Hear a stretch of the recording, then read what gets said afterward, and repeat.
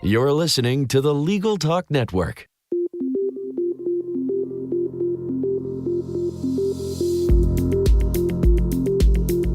Hello, I'm Bob Ambrogi. And I'm Monica Bay. We've been writing about law and technology for more than 30 years. That's right. During that time, we've witnessed many changes and innovations. Technology is improving the practice of law, helping lawyers deliver their services faster and cheaper. Which benefits not only lawyers and their clients, but everyone. And moves us closer to the goal of access to justice for all. Tune in every month as we explore the new legal technology and the people behind the tech here on Law Technology Now.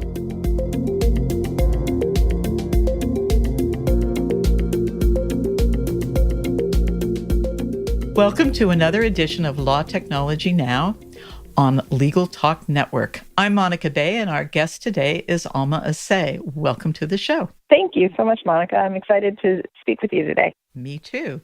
But before we get started, we would like to thank our sponsor, Thomson Reuters.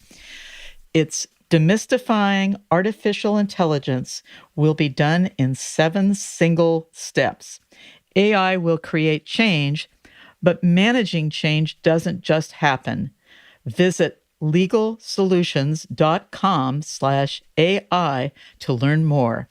Alma, it's a delight to have you. You and I have known each other for quite a long time. And Alma, you've had some very exciting things happening lately, including selling your startup. Tell us about that. Yes, we sold Allegory, my legal tech startup, last fall to Integreon, a major legal services provider. Very exciting outcome. As you know, I started Allegory in 2012, coming off being a litigator at Gibson Dunn for 6.5 years, and built up the software, built up the business, and was very excited to reach an exit, the elusive exit for a startup founder last fall. Tell us a little bit about what it is, what it does, and why is it important for legal? Of course. So Allegory is a litigation management platform offered in the cloud or on-premise, and it connects all the people, documents, and data that matter to winning a case. So, it's used every day by litigation teams within law firms, and then it also has a lot of power for corporate counsel. So providing corporate counsel with more insight and oversight over the day-to-day happenings in the litigation, driving efficiency. So Allegory automates a lot of everyday litigation tasks. So the same way that e-discovery tools came in and became standard on litigations, because you would no longer have associates and paralegals doing work that wasn't legal work relating to e-discovery, the same is becoming true on the substantive litigation side. So more and more corporate counsel are asking their law firms questions about how litigations are being managed, wanting more control over the case file. So when they switch law firms or at the end of a case, they feel like they have control over that case file and they know where things are. They can make sure that retention policies are followed, and also reporting. So for corporate counsel, more and more pressure is being put on them to be able to report on what's happening across their many, many litigations. And having a tool like Allegory that their outside counsel are using throughout the course of the case just makes gathering those insights much more feasible and faster. Who are some of the competitors? And tell us a little bit more about how it all works. Our primary competitor is obviously the status quo, which is really Excel and shared drives. There are 2 legacy tools that have been out there, Case Map and Case Notebook. And the analogy we use there is if those are rotary phones and Allegory is a smartphone, they do occupy the same space, but they're vastly different tools, which makes total sense given the time periods in which they were created. In terms of modern technology, we really have 2 competitors. Opus 2 Magnum, which is primarily a transcript tool out of the UK that has broadened, and now they say that they do the entire litigation. And then a tool called Evercron out of Los Angeles, which, similar backstory, the founder was an attorney at IRL, and I think they started a little later than we did. But really, it's those 3 tools that are out there in the market. And as this area has really heated up, those are the 3 tools that firms and corporate counsel are looking at. What's your sense about, are people in the big firms finally grabbing onto this? Has it taken a long time to get there?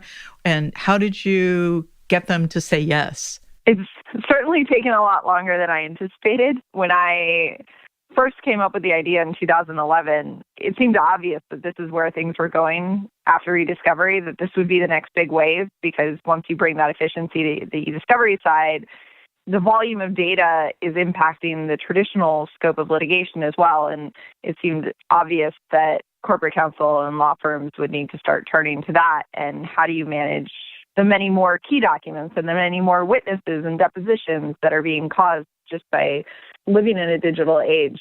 And so, at the time it seemed obvious, and I'm very excited to have written it out to the point where, the industry has caught up and it is happening. It's really amazing to sit in meetings with corporate counsel and they're telling me outright that they've started asking their law firms, how are our cases being managed?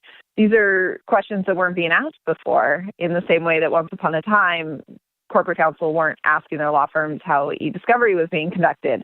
And so now the questions are happening. They're not getting satisfactory answers from their law firms. And that's really starting to expedite the change. But to give law firms credit, there are a number of law firms as well over the past many years who, have been very proactive about this change and realizing that they can't be the best lawyers they want to be when they are hunting for information rather than having that information at their fingertips and being able to come up with the answer and apply their brilliant legal analysis to that information, and that's where they should be spending their energy. So, I thought starting out that the idea of getting top firms as our first clients seemed like a pipe dream, but in fact, those were the most receptive firms and lawyers, because those are the ones who care so deeply about winning cases and are so talented and want to spend their time actually winning cases, that they were incredibly receptive to the idea of bringing in technology that would help them get there. That makes a lot of sense to me. And with all the changes that's going on and so many competitions, especially in the high-end ones, that doesn't surprise me at all. Was there any big surprise for you during this process? Oh, everything. Everything along the way has been a surprise. We could probably spend hours going through all the surprises through the past few years. I would say the one that's been resonating most lately, and something we've been working on, is lawyers. And, Monica, you and I have talked about this, how perfect is the enemy of done. And when you leave a law firm, you really have to train yourself, that not everything has to be perfect. You just need to get it done. And that was a hard thing for me as well as other lawyer entrepreneurs. But where I'm going with this is, when it comes to new technology, in our everyday lives, there's no technology that's perfect. And we live in a world where technology is constantly adapting, building on feedback, getting better. But as the world changes, you can never quite keep up. And what's interesting about lawyers as clients is they want the technology to be perfect. I can't count the number of questions or times that I get the question, is it done? And technology will never be done, or at least you hope not, because that probably means you're not in business anymore. And a colleague of mine put it perfectly, which is, it's almost as if you walk into a grocery store with a list of 10 items, and because they only have 8 of the items, you just leave everything there and walk out. And that's sometimes how it feels selling technology to the legal industry, because if it's not perfect, meaning it doesn't have everything, including all the sort of idiosyncratic features that this particular case team wants, then the fact that it gets them 80% there isn't always enough to stop them from going back to the old way that only got them 5% of the way there. And that's been really shocking. Was it difficult for you to decide to sell? And are you still working with them? What's going on for you and where are you going? So I'm absolutely still working with them. I'm now the Chief Innovation Officer at Integreon. And, in addition to absolutely still being involved in Allegory, obviously there's a much larger team and a lot more resources we can pull in to cover things that I was doing at Allegory, all the way from sales to the minutia of running a business like invoicing. So I also get to spend more time being out in the industry, seeing what's happening, making sure that, I'm showing up at conferences and really keeping an eye on who's doing what, because things are moving so quickly, and then coming back and, making sure that Integreon is keeping up as well. As for the decision to sell, it kind of came out of the blue, and when it did, I put it on a fast track because as startup founders already have a million things they're doing, and I was fundraising and I was trying to run the business and sales and everything else. And I just thought now is not really the time to get sidetracked on something if it's not going to fly. So people are often shocked to hear how quickly we got this done. But really it was, okay, if we can get it done in this amount of time, then I think this is a great idea. And it makes sense both professionally and personally for me at this point in time. But if we don't get it done in that amount of time, I'm not going to keep working on it because I've got other things to do. And tell us who you ended up with. So we sold to Integreon, which is a major worldwide legal services provider, really an expert in legal process outsourcing. So in my world, I knew them as providing managed document review and e-discovery services, but they have a whole breadth of services, including contract management and business enablement services, so outsourcing word processing and marketing for law firms. So it's really cool to work at a company that has such a large scope of services and, see where Allegory can fit into all of that. So switching the discussion for a few minutes, last year you were chosen as a legal rebel from the American Bar Association's ABA Journal. Your headline was Couch Surfer Stays on the Track for CEO Success. Tell us about that. I was just thrilled when I saw that you got that. Thank you, Monica. So this question reminds me that we haven't caught up in too long. So I was so honored with being awarded Legal Rebel. Obviously, it's really great to have that kind of recognition for innovation from the American Bar Association. And you know me, Monica, I can't help but be honest. I wasn't thrilled with the headline or the kind of the description in there of how I bounce around. So it was the only headline that rather than describing what the person did or is doing, kind of characterized the person. And I embraced my life of traveling all around. And it's something where after the acquisition, people asked, are you going to settle down? And I was like, why? And so I have this wonderful network of friends and family who have guest rooms and have welcomed me over the years and given me the opportunity to be in many different cities, but meanwhile spend time with friends and family rather than constantly going back to an empty apartment in New York where I was before. And, I can't remember the last time I slept on a couch. And so I think sometimes couch surfing has this negative connotation, and it's certainly not how I would describe what I've done for the past few years. I really think it's a positive thing to do. And I know a lot of other entrepreneurs who actually do it as well. And it's different. So I think sometimes it's hard for people to understand the concept of not quite having a home. But I look at it the other way, which is having many homes. But all of that aside, like I said, it was extremely thrilling to be awarded the Legal Rebel and be in this class of people to whom I look up and just think are doing wonderful things. Well, I have to laugh because when I read that, I thought it literally meant a surfer. And that just made me smile so much because, I'm a California girl too.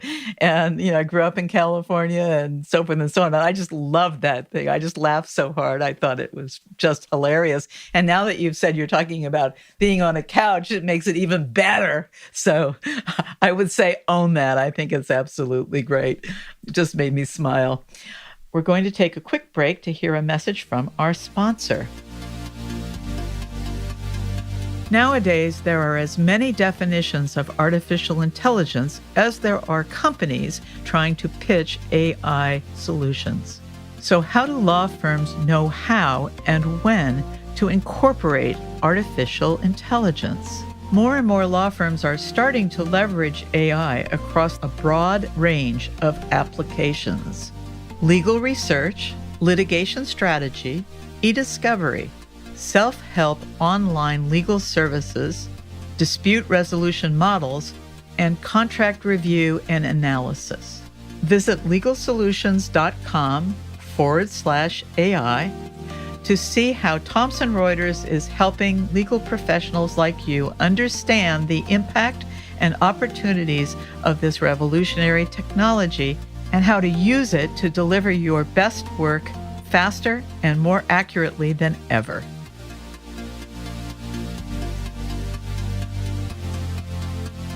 And we are back with Alma Asay.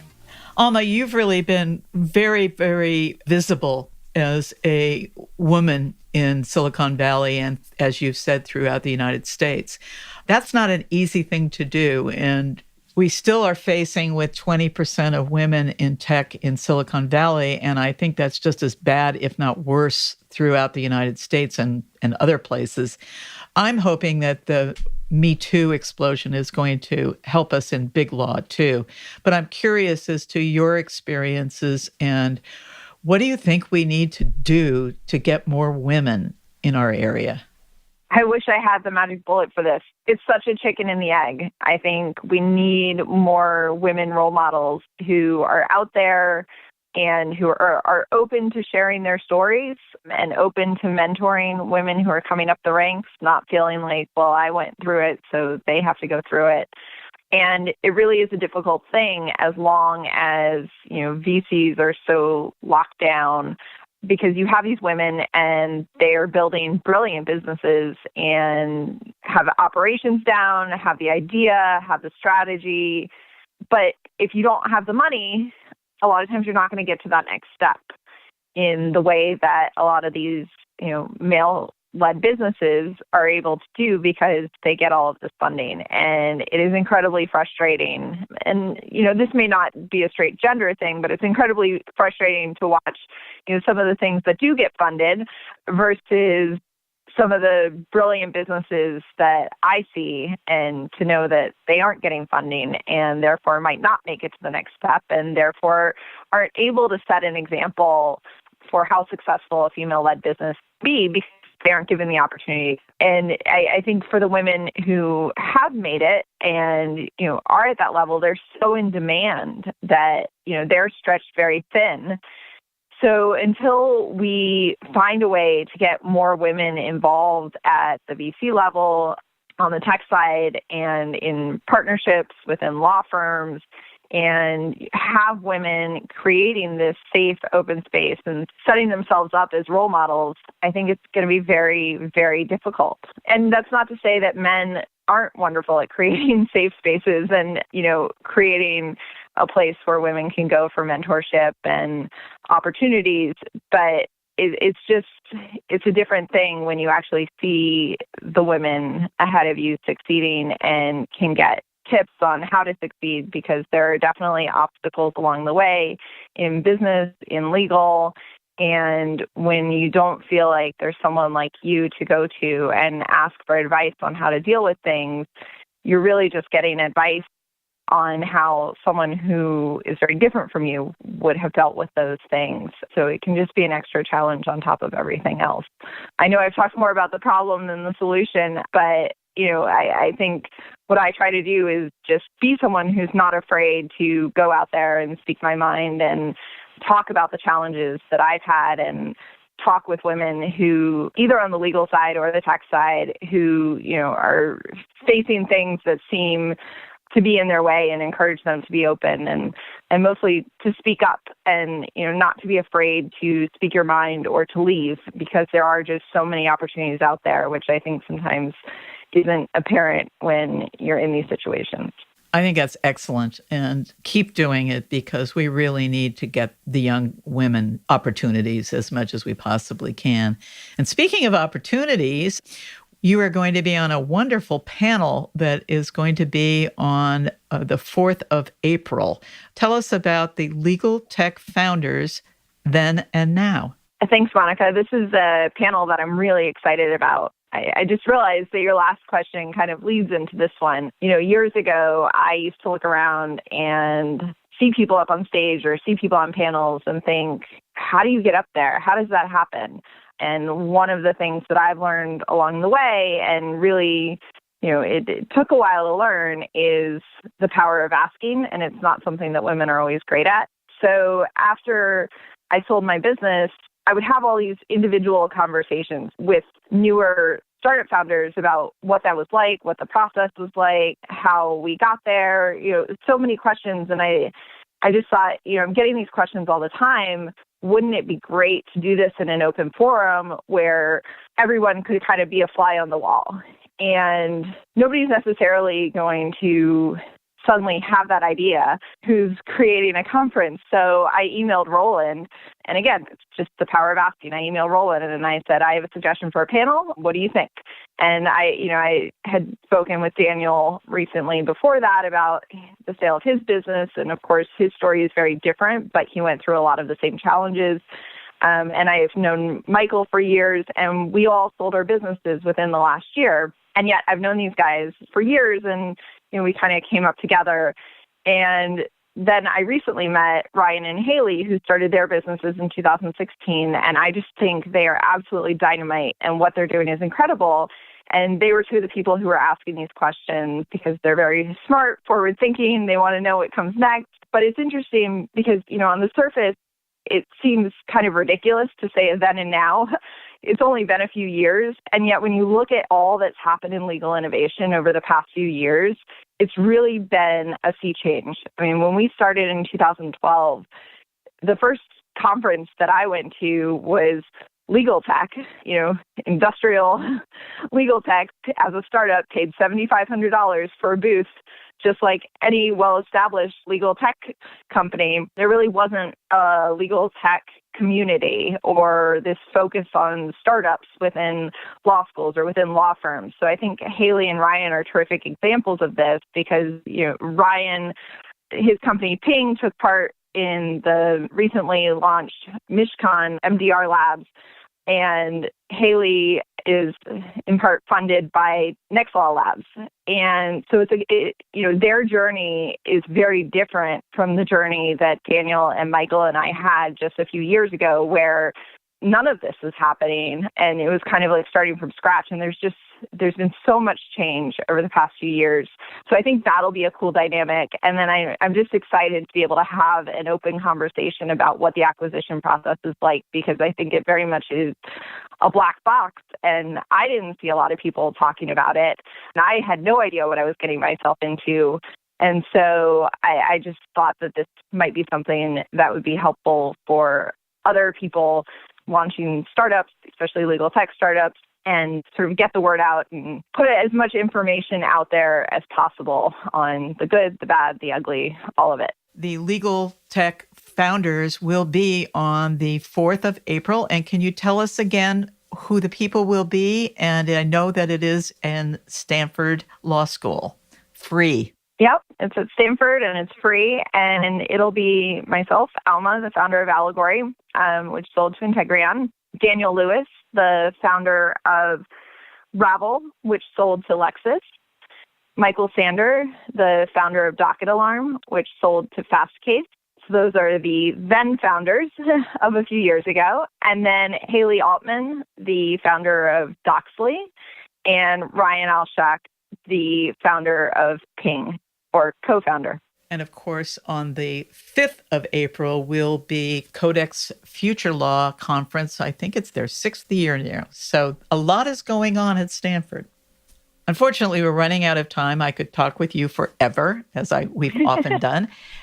But can you tell our audience how to reach you? Absolutely. You can reach me at alma.asay@integreon.com. You can also just Google me. I seem to be the most stalkable person on the planet as the only one with my name. I welcome people reaching out, and I love to hear people's stories, and I love to offer whatever help I can by sharing my own stories. So please do reach out. This has been another edition of Law Technology Now on Legal Talk Network. If you like what you heard today, please rate us in Apple Podcasts. We'll see you next time for another edition of Law Technology Now. I'm Monica Bay, signing off.